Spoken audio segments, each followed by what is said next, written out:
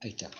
Bueno, buenas tardes. Hoy estamos con Pedro Guaseijo, presidente del Consorcio del Puerto de la Plata, varias funciones tiene Pedro, secretario general de FETIA y además está dentro del secretariado de la CTA. Buenas tardes, Pedro. Gracias por este tiempo que nos dedicas.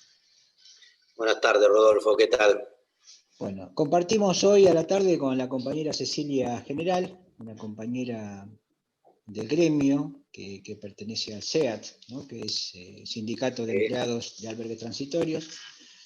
Y bueno, un poco es charlar de Pedro de la cuestión que está atravesando el país. Venimos de 4 años de neoliberalismo, 3 meses de gobierno más o menos normal y nos agarró esta pandemia que obviamente está complicado el panorama, ¿no? No hemos podido todavía tener acciones de gobierno con libertad, digamos, por decirlo de alguna manera. ¿Cómo estás viendo el panorama? ¿Cómo estás viendo el laburo de la oposición, que está haciendo la oposición? Más allá que vemos todo que pone palos en la rueda, pero bueno, un poco tu opinión al respecto. Bueno, buenas tardes, Cecilia, ¿qué tal? Hola. Bueno, a ver, son preguntas bastante amplias, ¿no? Con respecto a la situación en general, bueno, en primer lugar, estamos atravesando todavía la situación de la pandemia, ¿no? Por suerte están llegando a nuestro país las vacunas que una parte de la población se empieza a recibir, ¿no? Que empezando por la gente del sector sanitario, supongo que continuará por el sector de seguridad y obviamente se podrá, en la medida que vaya llegando a la cantidad de dosis necesaria, inmunizar a una gran parte de la población.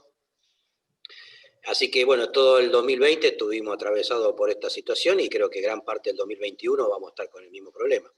O sea que estamos atravesando los efectos de la pandemia que la naturaleza nos pone por delante y tuvimos que atravesar la pandemia, que creo que estamos todavía atravesando, la pandemia de 4 años de gobierno neoliberal del gobierno de Macri, ¿no? Y en la provincia de Buenos Aires de la gobernadora Vidal. Eso tiene un doble efecto y también a nivel regional, el contexto a nivel regional, que también, bueno, podemos decir que estamos en el medio de una ola, que vamos a ver si ahora se empieza a revertir, en una ola neofascista, ni siquiera conservadora. Yo creo que inclusive hasta con sectores conservadores de nuestra sociedad y de la población tendríamos la obligación de trabajar acuerdos y líneas de trabajo, porque también son afectados por las políticas neoliberales, ¿no? Pero bueno, estas tres cuestiones, que hoy es un día en la cual se produce el cierre de un ciclo, ¿no? Porque, bueno, Trump deja el gobierno y está asumiendo Biden, perdón. Lo que implica, por un lado, bueno, ahí Trump sale con la consigna de que durante sus 4 años de gobierno Estados Unidos no ingresó en ningún conflicto bélico, pero a la vez también fue la partera que permitió gobierno como lo de Macri y Bolsonaro, o el gobierno que en este momento todavía está vigente en Gran Bretaña, la salida de Inglaterra del Brexit. O sea, generó en el mundo todas las condiciones y lo aliciente para que los sectores que plantean las cosas más recónditas, los miedos más terribles que tienen las sociedades, se puedan expresar con total libertad e inclusive ganar elecciones, ¿no?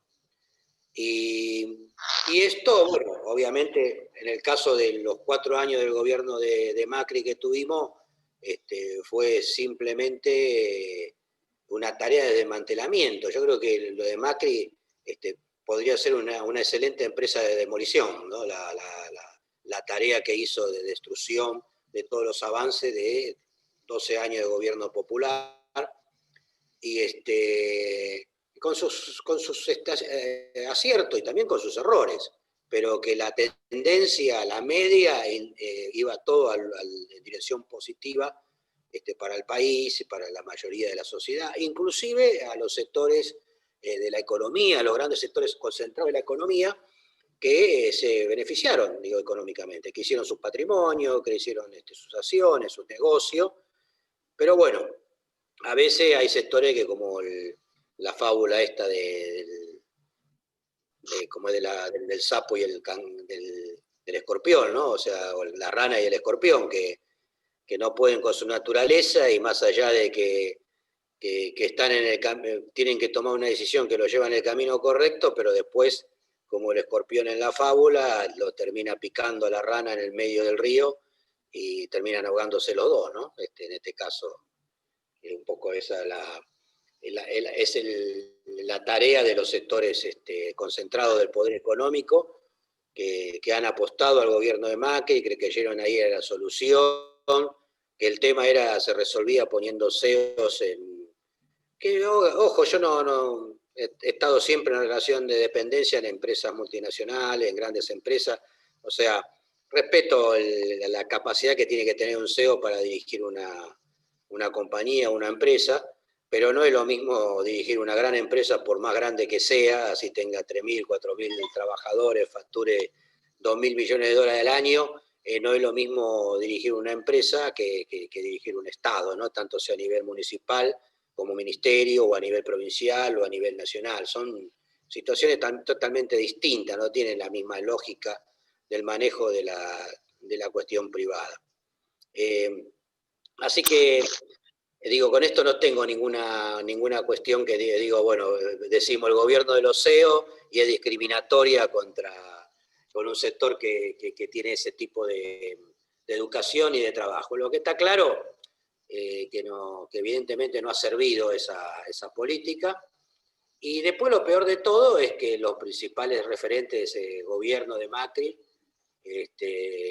vinieron para hacer grandes negocios. O sea, en cada una de sus acciones claramente uno ve cómo instrumenta política que trataba de favorecer a un determinado sector económico. Digo, inclusive ni siquiera tenían un manejo equilibrado con otros actores de la economía, que son reales, que existen, que tienen alguna participación, sino que también buscaron de fortalecer un determinado sector. Bueno, y esto llevó al desastre en la cual se encontró la Argentina con un nivel de deuda inimaginable, ¿no? O sea, una situación que llevó al país casi al desastre. Y bueno, esto creo que la primera tarea del gobierno fue tratar de revertir eso. Ahí se lo ve al gobierno de Alberto y de Cristina y al ministro de Economía jugando un papel clave para esa primera negociación que llevó a una buena salida, que le trajo un cierto respiro en ese tema. Después podemos discutir si se tardó mucho o poco, pero el objetivo principal de buscarle una solución y que durante los 4 años del gobierno de Alberto, e inclusive un periodo un poquito mayor, la Argentina tenga respiro para encarar las necesidades. Bueno, y a pesar de todo eso, en el medio de eso viene todo el revoltijo con la pandemia, ¿no? Que agrava toda la situación. Esto, y que para el mundo, ¿no? Para el mundo, porque en realidad la pandemia... Claro, salvo China, sí, para el mundo. Continuó creciendo, después el resto de las economías, todas han tenido pérdidas. Es un momento complicado. También hay que decir que el deterioro del nivel económico no fue tanto como se creía, ¿no? O sea, como se pensaba en un primer momento, que podía haber sido mucho mayor. O sea, hubo un momento de parate que podríamos decir que lo que fue mayo, junio, hasta julio.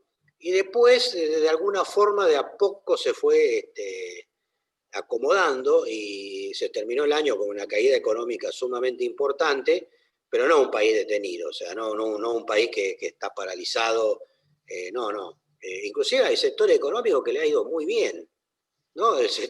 Digo, esto también hay que decirlo, porque también en las políticas macro, que creo que si hay algo para discutir en nuestro gobierno, es cómo por un lado impulsar todas estas medidas que tanto el ministro Guzmán como el ministro de Producción, Culfat, y otros de los ministros impulsaron de una manera muy decidida para mantener el empleo, mantener la actividad económica, pero también rápidamente cómo se empieza a discriminar y a separar un poco la paja del trigo. Hay sectores que no necesitan ninguna ayuda, o sea, el sector ligado, por ejemplo, a la producción de alimentos, ¿no? El sector ligado a la producción, los laboratorios farmacéuticos, han trabajado a destajo. O sea, hay varios sectores de la economía, lo que está ligado al comercio electrónico. O sea, hay varias actividades que han tenido un crecimiento, inclusive en el tema de la construcción, porque más allá que quedó parado, por ejemplo, todo lo que es la obra pública, ahora en los últimos meses empezó a reactivar, pero la obra privada en general, la de constructora, quedó paralizada.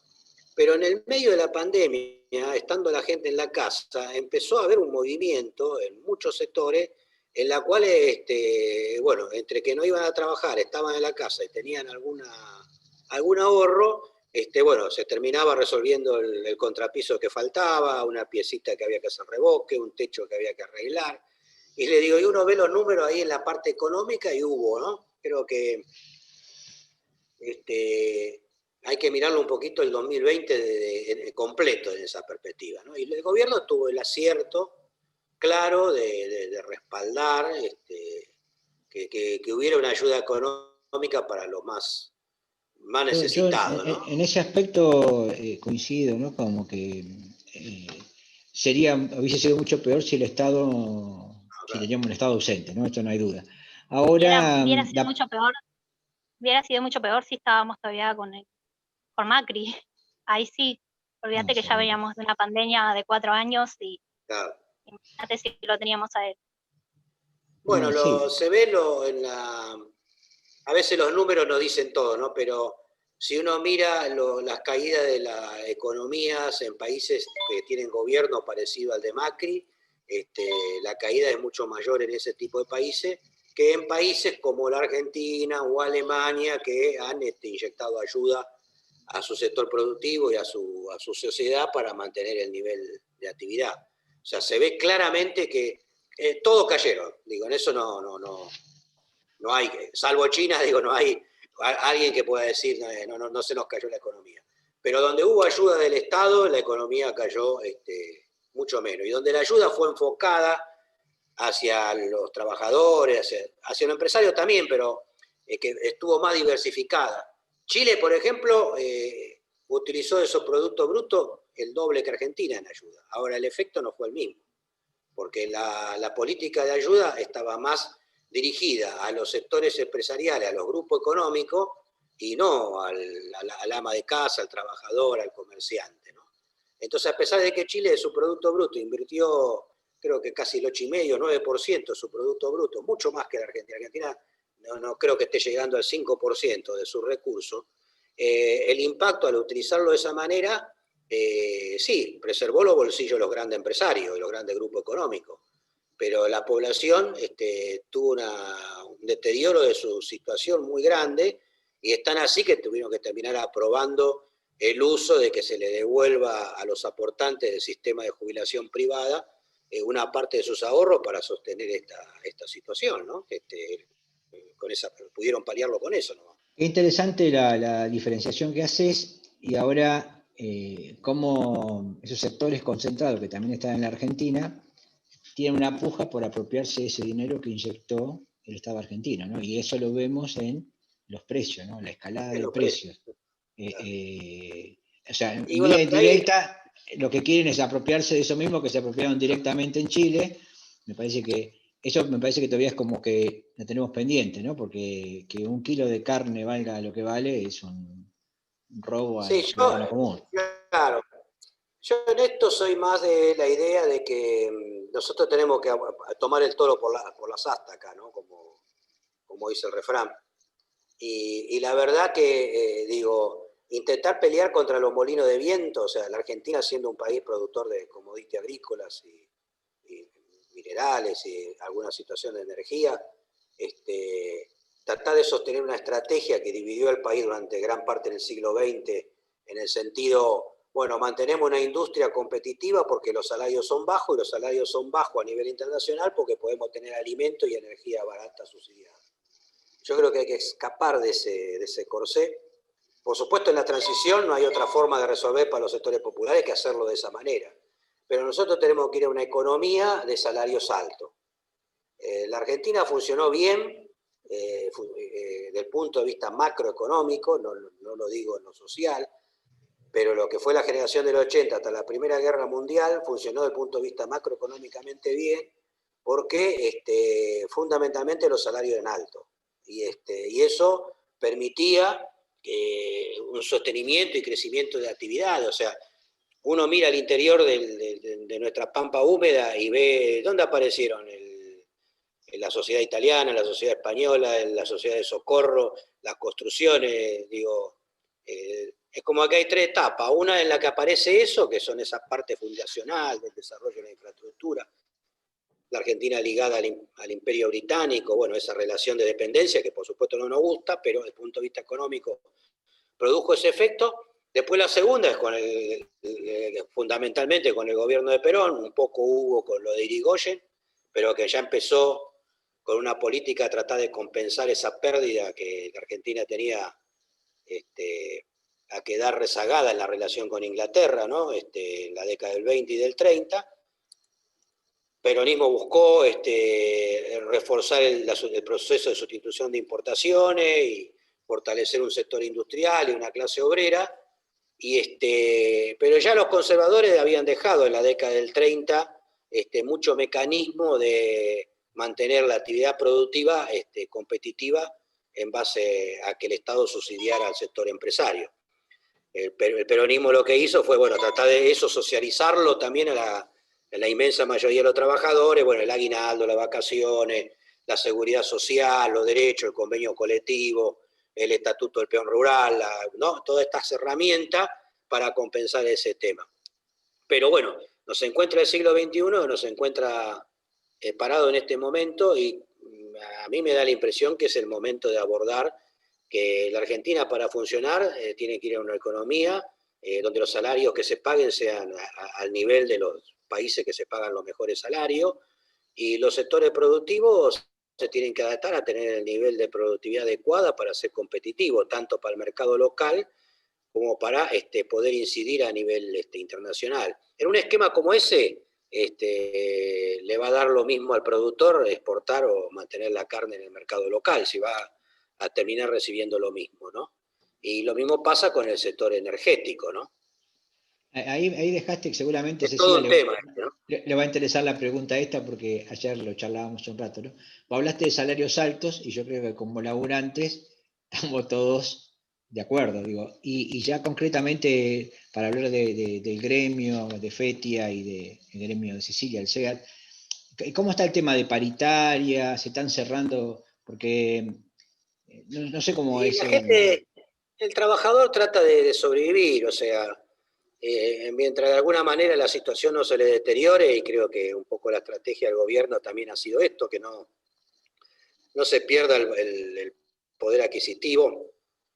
Pero bueno, en el contexto de la pandemia, y en el contexto de cómo se dio la situación, también hay mucha preocupación en la gente, ¿no? No arriesgar su puesto de trabajo.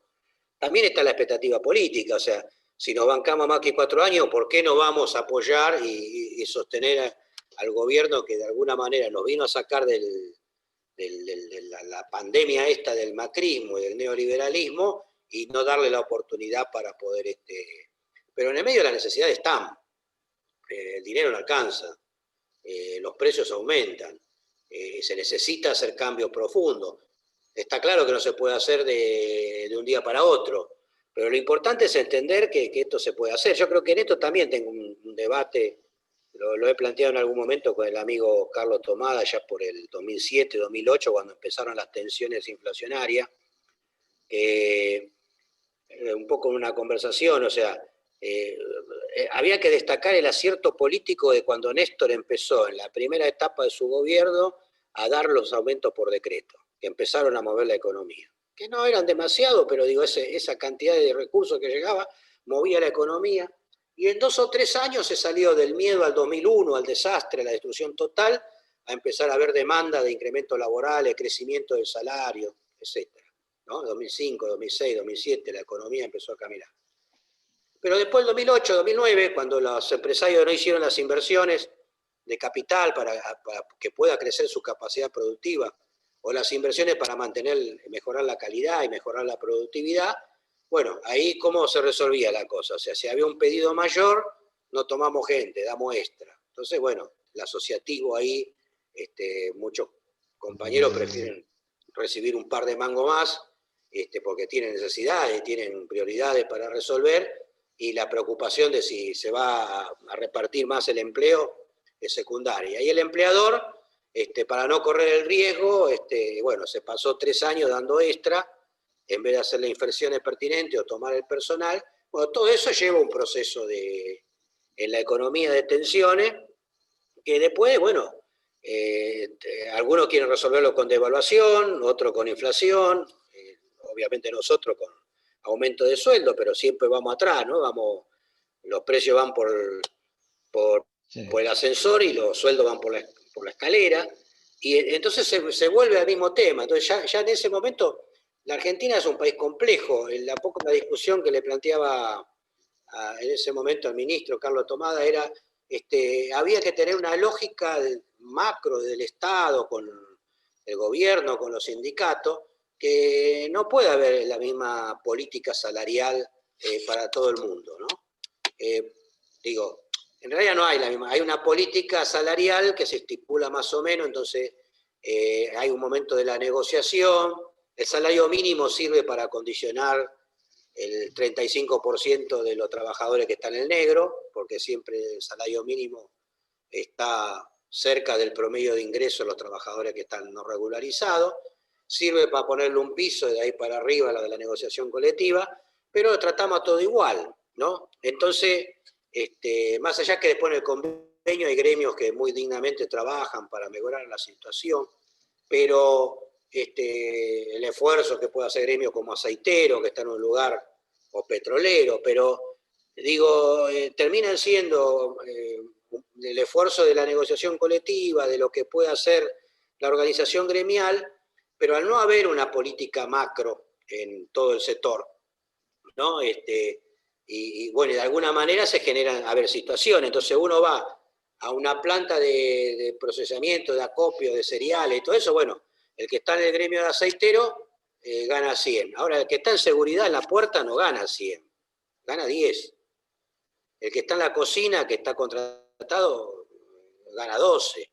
Entonces vos tenés un colectivo en un lugar que por ahí de 200 personas, tenés 80 con excelente sueldo, que tampoco son tan excelentes como podría permitir la actividad, porque digo, esa es una actividad donde se podría tener niveles de sueldo, bueno, de Alemania o de Japón.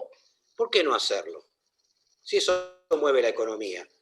Si nosotros esos otros 200 trabajadores los tuviéramos con un nivel de ingreso acorde, seguramente esos trabajadores estarían construyendo su casa de verano, estarían pagando su empleado, su trabajadora en la casa, estuviera desarrollando otro tipo de cosas y emprendimientos que movería la economía. Pero no, lamentablemente, el principal riqueza que genera el país se lo queda una parte de lo que tienen la renta del suelo, que cada vez se la achica porque tienen menor poder de negociación. Cuando empezó la revolución esta de la soja en el 95, se quedaban con el 35% de lo que producía la tierra. Hoy si llegan al 20% es mucho, ¿no? Por más que sean los dueños de la tierra. Después el resto se lo lleva la empresa que vende la semilla. O los que siembran, los pools de siembra y los exportadores. Está el pool de siembra, está el financiero, que es el que hace el negocio, y bueno, todavía ese es un poco el que más le garantiza, ¿no? Pero las empresas que venden los fertilizantes, o sea, y en la parte después de acopio, que esa es la que genera empleo, que genera procesos, que debería haber, bueno, también vale, o sea, el que está en el pool de siembra, el que está en el tractor, bueno, esa persona tendría que tener un nivel de ingreso que es mejor en la tarea del campo que un trabajador normal, que por ahí que un casero o alguien que está en un tambo, es por ahí el doble, pero no es 10 veces más. Y ahí repito, ni siquiera es como era en una etapa en la Argentina de principio de siglo, que había algunos sectores que trabajaban en el sector que estaba mecanizado y 2 meses de trabajo, 3 meses le alcanzaba para vivir todo el año. Esto hoy ya no puede ser así, ¿no? Tiene que empezar a hacer la cosecha en Santiago del Estero y bajar hasta hasta La Pampa y bueno, le quedan 2 o 3 meses libres en el año, pero tiene que estar la mayor parte del tiempo trabajando para tener un nivel de ingreso razonable. Bueno, ahí hay una situación de distorsión en lo que tiene que ver con los precios y que no permite el crecimiento de la economía, porque lo de los fertilizantes se lo llevarán la Dow Chemical, se lo llevará, lo de semillas se lo llevará Costco, pero pongo dos, uno digamos alemán y otro chino para que no, sí, no se piense que es un tema de un determinado sector. Entonces me parece que nosotros todavía no debemos la necesidad de discutir la cuestión de la política salarial acorde con la realidad económica del sector. Y ahí tiene que haber una fuerte intervención del Estado, porque las empresas solas no la van a hacer. Las empresas van a tratar de es como digo, la flota va a funcionar con el barco de menor velocidad, ¿no? O sea, van a ir con el barco más lento, van a aprovechar las circunstancias. Digo, ahí tiene que haber una discusión seria que permita que los sectores que puedan pagar sueldos altos paguen el sueldo más alto posible para mantener la actividad de una manera competitiva en el mercado global y local. Y después de ahí para bajando, están los sectores que si la economía se mueve y hay un mercado interno potente, bueno, pueden ir a través de sus mejoras de productividad y de calidad. La Argentina en esto ha tenido un sector productivo muy capaz y creo que lo va a seguir teniendo. O sea, si ponemos satélite y se desarrollan centrales nucleares, o sea, capacidad en la Argentina hay. Lo que, bueno, hay que centrarse en producir cuestiones para las cuales somos buenos y lo podemos hacer a precio competitivo, ¿no? Con lo cual generaríamos un segundo sector económicamente fuerte, sustentable por el mercado interno y con capacidad en algunas áreas de ser parte del mercado global por su capacidad y su especialización. Alemania es competitiva en el mercado global, no porque venda autos baratos. Ahora, toda China y la India necesita la maquinaria especializada que fabrica Alemania, que tiene calidad, y bueno, y Alemania puede pagar a sus trabajadores metalmecánicos salarios altos y pueden tener jornada de 36 horas, pero lo puede sostener porque, digo, está eso. Entonces la Argentina tenemos que buscar una salida de esa circunstancia. Y la otra, que creo que es la más importante de todas, es lo que está ligado a la economía regional y los pequeños productores, y la necesidad de que eso ahí se pegue un salto tecnológico. O sea, si hoy vos no tenés internet, no tenés el acceso a la banda ancha, pero la banda ancha en serio, para que si vos estás en medio de la selva misionera puedas vender tu paquete de hierba orgánica y que eso pueda llegar a un comprador en Tierra del Fuego en 48 horas. Digo, lo pongo así de esa manera porque digo, esa es la manera con que tenemos que trabajar, porque yo no estoy de acuerdo un poco en el mensaje que transmiten algunos compañeros, como lo del sector de la Vita y algunos que lo hacen con toda buena intención, pero como que un 40% de la gente va a estar sin trabajo de acá para siempre. No, qué sé yo, no sé, eso puede ser no sé, no quiero discriminar ni hablar, digo, qué sé yo, podrá ser en Nigeria, no sé, pero en Argentina no, la Argentina tiene capacidad para garantizarle pleno empleo a toda su población y generar empleo a nivel regional. Sí, entonces, ahora, si vamos a una economía de asistencialismo y de sobrevivencia, estamos en problema. Acá tenemos que ir a la economía en serio. En esto yo estoy totalmente de acuerdo con el planteo de Jorge Ferraresi en el tema de vivienda. No vamos a hacer vivienda social, vamos a hacer vivienda digna. Correcto. Para que la persona dignamente pueda vivir una vivienda que tenga sus comodidades, o sea, que tenga su lugar para el auto, sus parrillitas, las habitaciones con las dimensiones como corresponde, que entre un placar, que pueda entrar una cámara cómoda.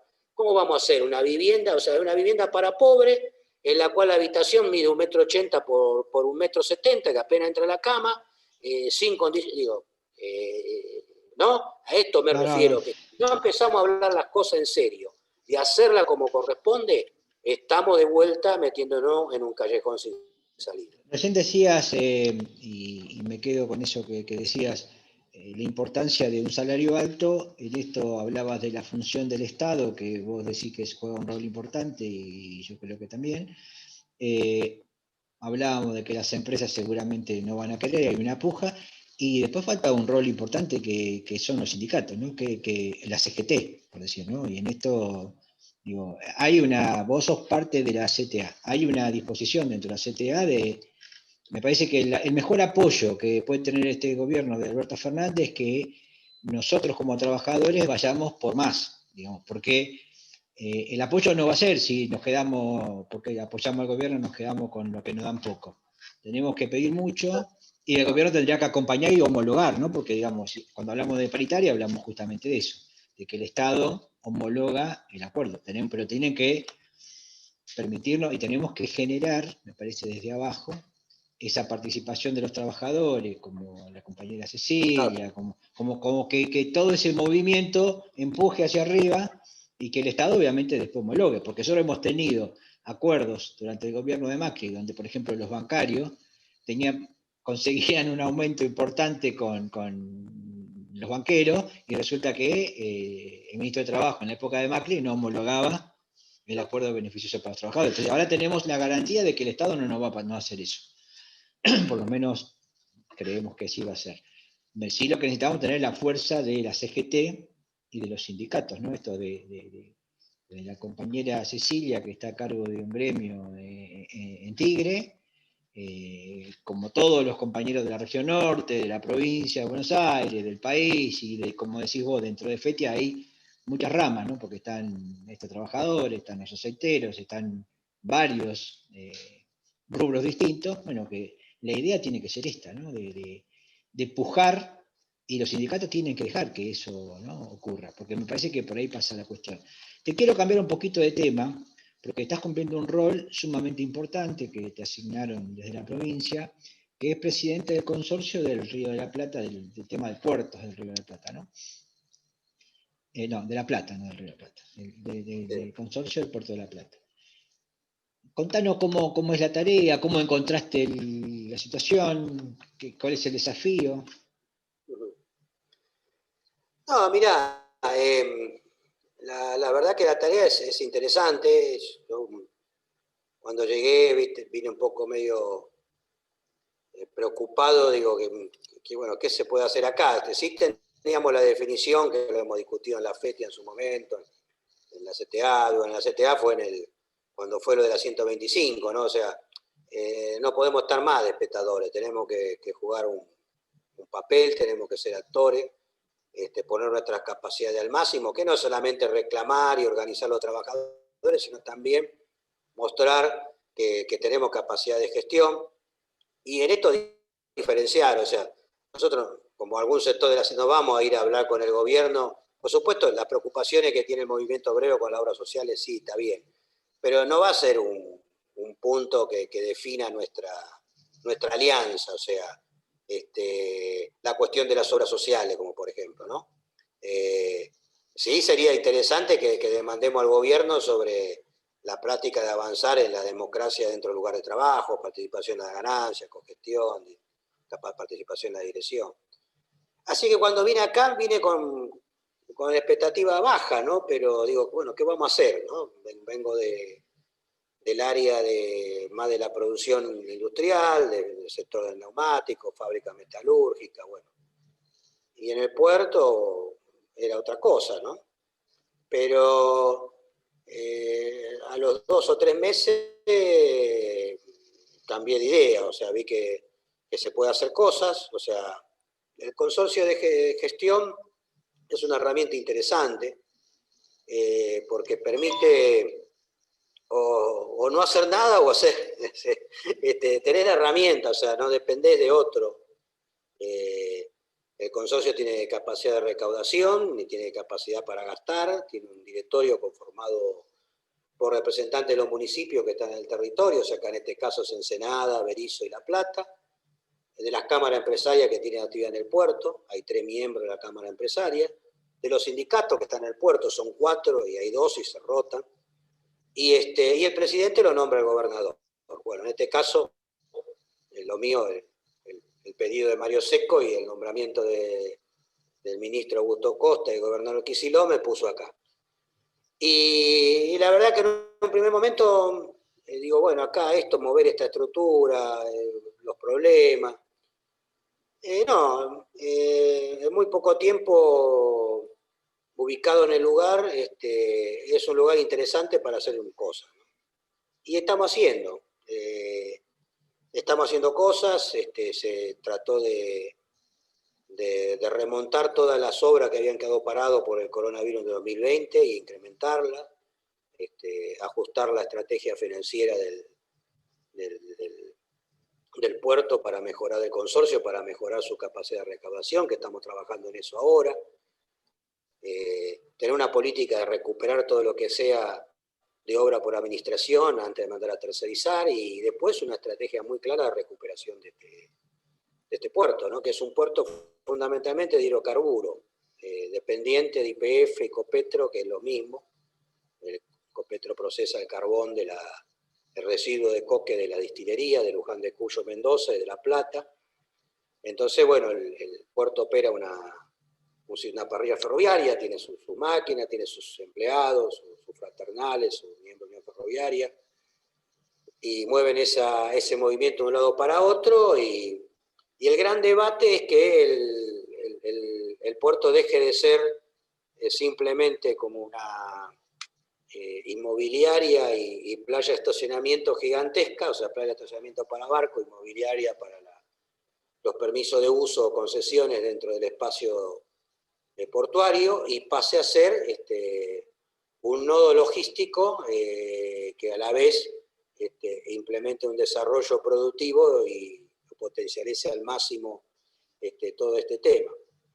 Me encontré con un equipo que creo que permite ese desafío. O sea, por supuesto, todavía no me terminan de creer.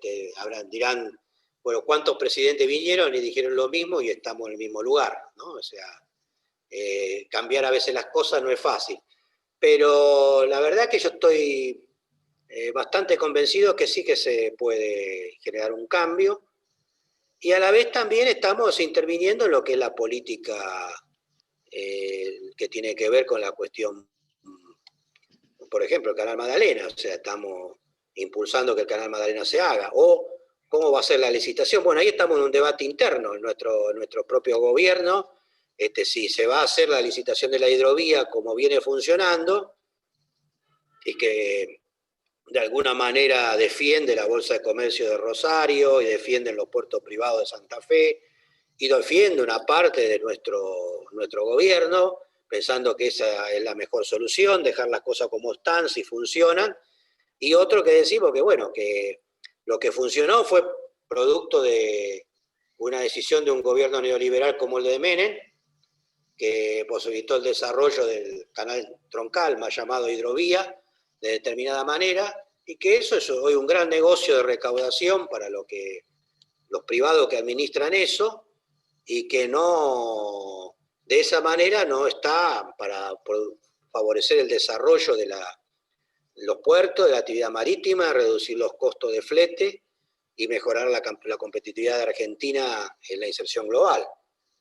Entonces, la discusión de cómo tiene que ser la licitación es clave. ¿Por qué hay que hacer una licitación? ¿Por qué no hacer 2 o 3? ¿Cuáles son las condiciones que tiene que hacerse? El cuadro tarifario que se tiene que cobrar a los barcos que pasen se tiene que mantener igual, porque bueno, hace 25 años que funciona, entonces tiene que tener igual. Bueno, ahí lo que vale es que ese cuadro tarifario cuando se hizo no había barco ni puerto en la provincia de Santa Fe. Ese cuadro tarifario permitió que se desarrollara esa infraestructura. Entonces ahora es el momento de que hay que adecuarlo. O sea, no es lógico que el puerto de La Plata, que usa el barco que entra al puerto, usa ni un 10% del trazo del canal troncal, y el 5%, perdón, y ahí tiene que pagar el 20% de la tarifa. Y al puerto de Buenos Aires le pasa igual. Acá en esto no tenemos diferencia entre el puerto de Osuc y el puerto de Buenos Aires.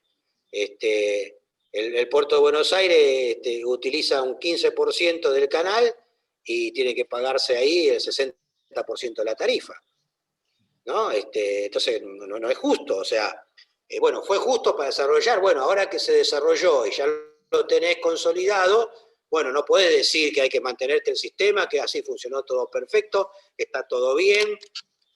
Por supuesto que le entiendo a la Bolsa de Comercio de Rosario, le entiendo a los puertos privados, le entiendo a algún gobernador, lo que no lo puedo entender es a un ministro a nivel nacional, que este tema no se ponga a discutir sobre la mesa, ¿no? Este es un tema que hay que discutir. Porque aparte, una vez que se hace, fija los parámetros durante los próximos 25 años. Entonces no es un tema que se pueda... Pedro, antes de darle a Cecilia que te quiera hacer una pregunta, yo digo para entender un poco, porque es un tema bastante puntual, del dragado, el de la hidrovía. Hay un decreto, el 949, ¿no? Que no sé si te estás refiriendo a ese puntualmente, porque ese hizo mucho ruido, porque parece que todo se deriva a Montevideo, un poco para que desmitifiques un poco las cuestiones. No, el decreto no, digo, para decir las cosas como... El decreto no dice eso, no hay nada que diga que se deriva. Lo que dice es que se mantienen las condiciones de la que va a ser la licitación para el canal troncal en las mismas condiciones anteriores, y se le agrega algo que tiene que ver con de Santa Fe a Confluencia, o sea, Santa Fe al norte, se lo agrega como que ahí mucho dragado no hay que hacer, la profundidad de Santa Fe al norte para la que está estipulado en lo que debería tener como profundidad en esa parte, hay muy pocos puntos de dragado, hay más señalización que dragado, o sea que no es tampoco un tema tan complicado. Y se pone lo de Magdalena como una parte, ¿no? Que, bueno, si el Estado Nacional consigue presupuesto para hacer eso, que lo hagan, ¿no? Está todo bien. Entonces, yo creo que este tema tiene que ser integral, o sea, todo el sistema, y el sistema de peaje y de cobro tiene que ser para sostener todo el sistema. Inclusive, colaborar y funcionar en forma acoplada y sincronizada con el sistema que está estipulado por el Convenio del Río de la Plata con la República Oriental del Uruguay, que es el canal el Martín García, el acceso al río Uruguay, bueno, digo, hay toda una parte que se maneja por otro sistema, pero todo esto tiene que estar pensado con la misma cabeza, aunque después se instrumente a través de 2 instituciones y se haga a través de 5 licitaciones, digo, pero la política general no puede estar basada a que el esquema de planteo de la licitación lo define la Bolsa de Comercio de Rosario. O 20 puertos privados de la provincia de Santa Fe y algunos de la provincia de Buenos Aires. Me queda claro. No es lógico, no tiene sustento político, no tiene sustento económico. No hacer el Canal Magdalena significa seguir debilitando nuestra soberanía. Bien, seguir... Queda clara tu posición. Vamos a Cecilia, porque si no estamos monopolizando la palabra masculinamente y Cecilia nos va a facturar después. Cecilia. Sí, Pedro, yo te quería hacer una consulta. ¿Qué opinas vos sobre el rol sindical en las mujeres? Si bien nosotras hemos tenido conquistas y logros sindicales, como por ejemplo el cupo sindical femenino, es una forma que nos ayudó una forma para lograr mayor presencia en el cuerpo político y en los sindicatos. Todavía nos falta igual para estar en igualdad, porque solo el 30% de la secretaría y subsecretarías sindicales son ocupadas por mujeres. Esto se debe a la falta de confianza de los dirigentes masculinos hacia las mujeres. No en todos los casos, ¿no? En lo personal yo creo que cabe destacar que el 70%, en ciertos sindicatos el 70% de los afiliados son mujeres y los secretarios generales son hombres. ¿Vos qué opinás, Pedro? Cabe destacar que Pedro es mi secretario general porque yo tengo un cargo en FETIA como secretaria de Igualdad de Género. Por eso quería saber qué opinás sobre esto. No, mira, yo tengo una opinión clara en esto. El esquema, más o menos la estructura del razonamiento es similar al que plantea el problema de los precios y salarios, ¿no? Y que lo planteo en este mismo tema de la hidrovía, en la cuestión de la temática de género y de resolver las desigualdades. la estructura es la misma, o sea, si nosotros queremos que haya igualdad en serio en el sistema productivo, o sea, queremos que haya en nuestra sociedad igualdad, las mujeres tienen que acceder en el ámbito laboral a los lugares donde se pagan los mejores salarios en las mismas condiciones que los hombres. Tenemos que instrumentar las herramientas que permitan eso. Yo estoy, por supuesto, de acuerdo con el tema de los cupos, pero estoy de acuerdo en que sea transitorio, porque si nosotros vamos y por un lado avanzamos en los cupos, tiene que haber el 50% mujeres. Entonces después viene el problema.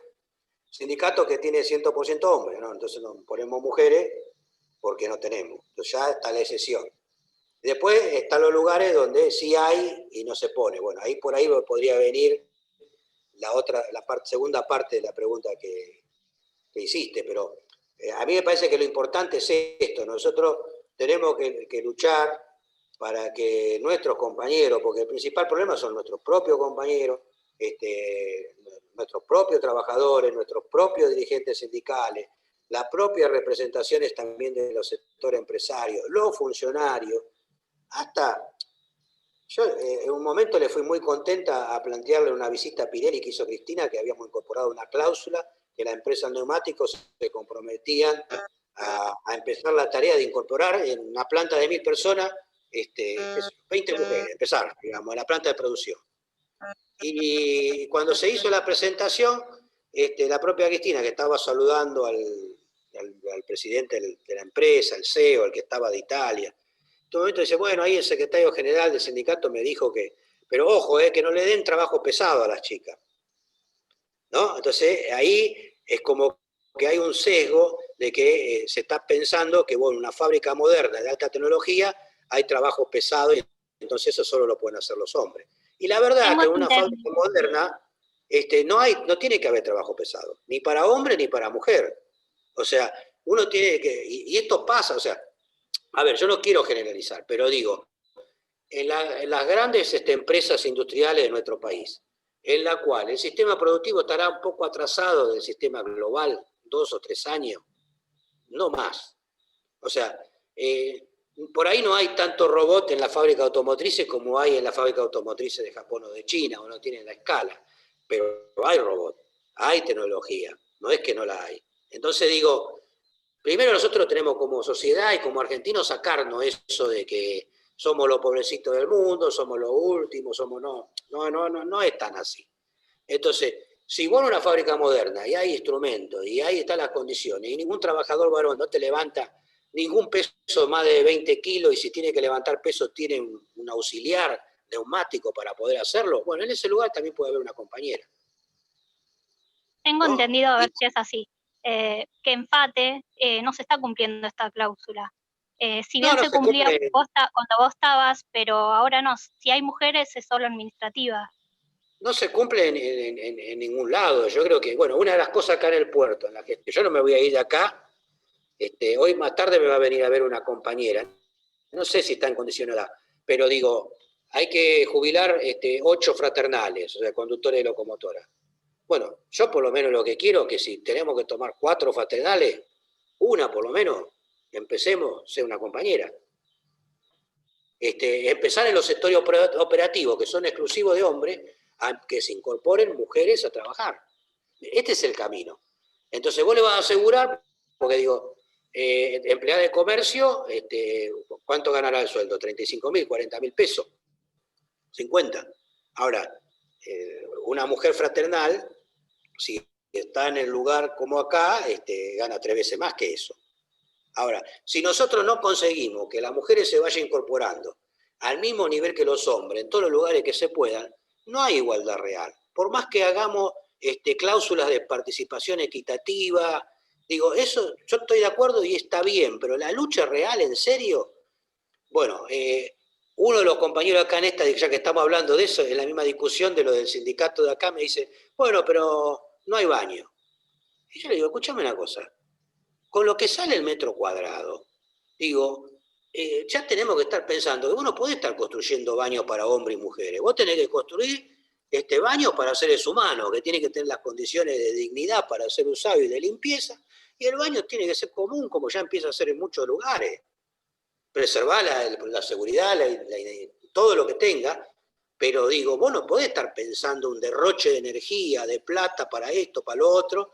Bueno, ahí se quedó pensando. El vestuario, bueno, ¿cuánto vestuario necesitas? Necesitas, digo, uno, un espacio, lo dividís.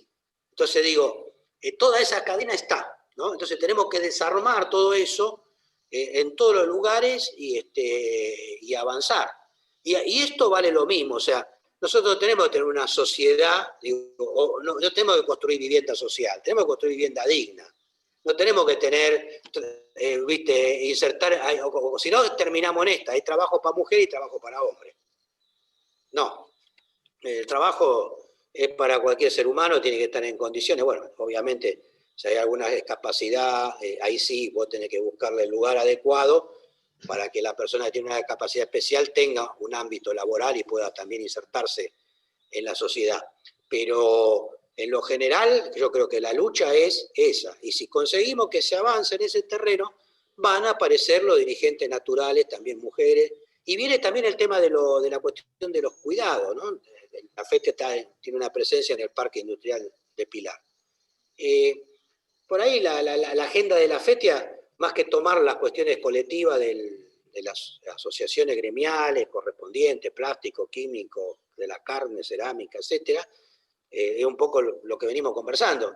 Tiene que ser la estrategia, bueno, ¿cuáles son las necesidades de los trabajadores en un parque industrial? Si son hombre o mujer. Hay una zona de emergencia en el parque donde hay 220 empresas y 25.000 trabajadores para atender, por lo menos de manera de emergencia inmediata, algún accidente grave. Hay un sistema de transporte dentro del parque que garantice que la gente se pueda movilizar dentro del parque de una manera efectiva. Hay sala de cuidado para los niños que necesitan una atención, no importa si es mujer o varón, porque hoy muchos padres se tienen que hacer el cargo del cuidado de los hijos. Y esos lugares están en condiciones de estar abiertos a las 5 de la mañana si el padre o la madre lo tiene que llevar para que sean cuidados. Bueno, tenemos, digo, una estrategia. Si no pensamos en estas cosas, es muy difícil después poder avanzar en serio en cuestiones de igualdad y más en cuestiones de igualdad de género. Digo, me parece que todas estas cosas son... necesitamos abrir la cabeza, digamos, ¿no? Es un momento más, creo que para no agarrar recetas preconcebidas o cosas prearmadas y pensadas para 50 o 70 o 60 años atrás. Tenemos que tener la cabeza abierta pensando en el siglo XXI y cómo garantizamos en esa cabeza abierta sobre el siglo XXI que no nos gane Mercado Libre la discusión, que no nos gane Google, Mercado Libre, la discusión sobre la cabeza de la gente, ¿no? Que aprovechemos los avances tecnológicos y la ventaja que pueden dar los avances tecnológicos para, bueno, cómo el teletrabajo se convierte en una herramienta que permite mejorar el cuidado, pero que no nos convierte en esclavos. Cómo, donde cuando vamos a trabajar tenemos la infraestructura necesaria para tanto seamos mujer o hombre, poder cumplir con nuestra tarea y ser productivo. Hasta habría que adelantarse, yo hasta alguna vez se lo digo, no podemos estar diciendo, y después nos terminan empernando, hablando mal y pronto y subiendo la edad de jubilación de hecho, porque decimos que no, pero termina pasando eso, porque si no el sistema no se puede sostener. Bueno, vamos a tener que pensar en serio que hasta una determinada edad no se puede entrar a trabajar. La función es estudiar, porque vamos a necesitar también que los chicos en la escuela primaria, más importante que aprender a leer y escribir y a las cosas básicas de matemáticas, es más importante que aprendan a cuidar su salud y a comer sano. Porque si aprenden a cuidar su salud y a comer sano, vamos a tener después, a largo plazo, un sistema de seguridad social que se pueda sostener. Si no, va a pasar como lo que planteó Cristina la otra vez. Nosotros 11% del Producto Bruto lo usamos para salud. Entre la salud nacional, la provincial, la municipal, las obras sociales, la prepaga, los 600 sindicatos que tiene la obra social, que como somos trabajadores no vamos a discutir eso, vamos a decir que las obras sociales sindicales son perfectas. Han sido una herramienta, por supuesto. Entre la obra social sindical y una prepaga, prefiero la obra social sindical. Ahora, el sistema de salud tiene que ser único, gratuito y de acceso para toda la población. Y el sistema de salud tiene que estar pensado en salvar a la gente y cuidarla. No si tiene mejor o peor hotelería. La hotelería tiene que ser digna, pero tiene que estar pensado en eso. Ahora, si queremos tener un sistema de salud sustentable a largo plazo, la gente tiene que llegar sana.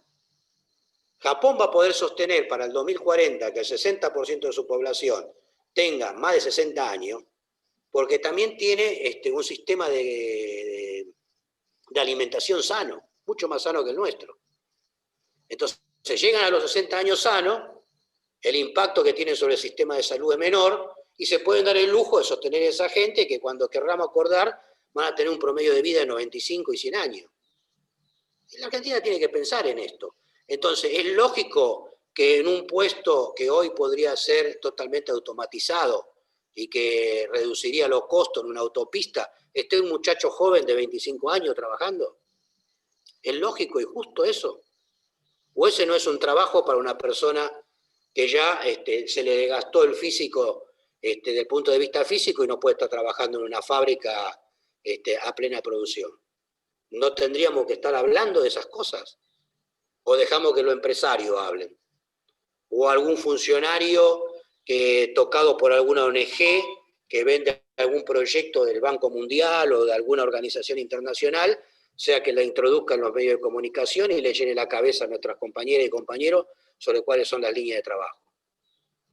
Yo creo que hoy el dirigente sindical del siglo XXI que no habla de estas cosas está traicionando a la clase trabajadora del futuro.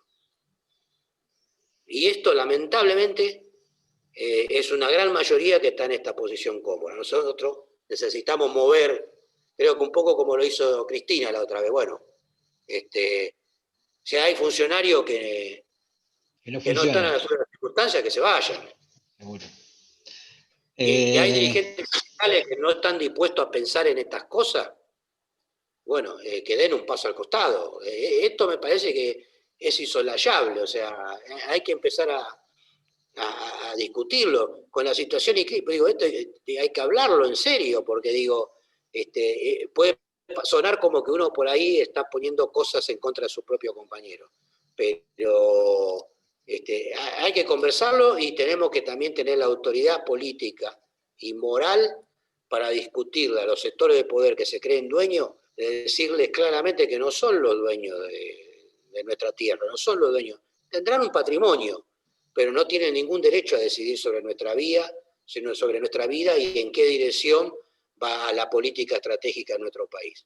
Que dirijan la política estratégica de su empresa, que se hagan cargo de su empresa, que se preocupen de ver cómo su empresa, por qué carajo no han crecido con toda la ayuda que han tenido del Estado. Y terminaron vendiendo y entregando su patrimonio y mandando su riqueza a paraísos fiscales. Eso tienen que hablar. Ahora, Eso ¿cómo dirigir el país? Que vos planteás, Pedro, el otro día también lo hablaba Peretti con respecto al tema del conflicto del maíz. Decía, hay que urbanizar ciertas discusiones del campo porque no es solamente un tema del campo. Y vos estás planteando también esto de discutir, me parece importante, abrir la discusión de las bases, ¿no? Con una discusión amplia sobre estos temas que planteaste, que me parece que son para debatirlo, ¿no? Eso que planteaste de la alimentación y quién ocupa los cargos y cómo vamos pensando en una Argentina del futuro, me parece que es, la verdad que es desafiante, ¿no? Ahora, el tema es de dónde se convoca, ¿no? De dónde convocamos a esa discusión, porque me parece que la pandemia abrió si se quiere, un interrogante a cómo veníamos viviendo, y está ahí. Solo el virus no va a hacer nada, lo tenemos que hacer nosotros, ¿no? Pero ¿desde dónde convocamos esas grandes discusiones? ¿No? Y ahora es del frente de todos, o sea, claro, sí, seguro. Yo digo, yo siento del Frente Grande y creo que hay espacios donde tenemos comisiones de trabajo. Digo, me parece que eso también habría que hacerlo a la ciudadanía común, llevarlo más al debate, porque como planteas bien, me parece que no puede quedar en manos de muy poco el destino de la Argentina que queremos, ¿no? Me parece que somos los que tenemos ahí y queremos discutir. Bueno, Pedro, no te queremos robar el tiempo, te agradecemos muchísimo el haber atendido. Vamos a salir en la radio y cuando tengamos, creo que el jueves salimos con este Bien. programa y te mandamos el link para que estés ahí. La publicación, todo va a ir a través de Cecilia, para que Cecilia tenga ese rol que te estaba reclamando. Bueno, gracias, Pedro. Excelente. Te mando un abrazo, compañero. Un abrazo. Chao, Cecilia. Gracias. Chao, Cecilia. Chao, Rodolfo.